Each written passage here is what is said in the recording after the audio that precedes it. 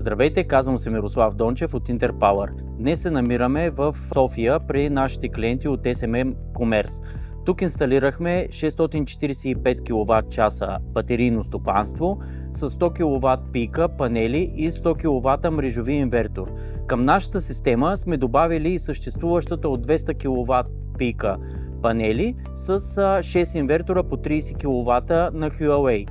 Цялата система работи в синхрон, като излишната енергия я съхраняваме в батерийните стопанства и я използваме тогава, когато цената на електроенергията е голяма. По този начин спестяваме средства на предприятието, както и помагаме при колебания в мрежата.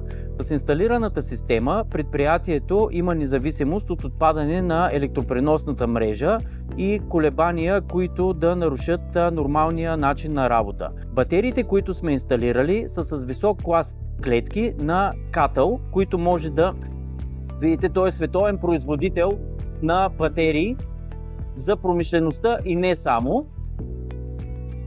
Системата е оборудвана с пожароизвестителна система, пожарогасене, с самостоятелен климатик, който поддържа нормалните нива на температура за работа на батериите, за да може да имаме оптимална работа и по-дълъг живот във времето.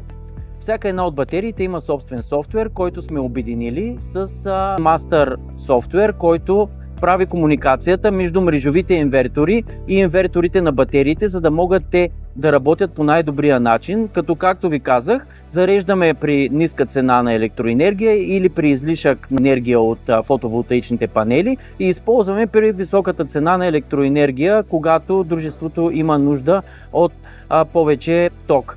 Спестяваме разходи и сме независими от електропреносната мрежа, както избягваме колебания в мрежата и нарушаване на работата на предприятието.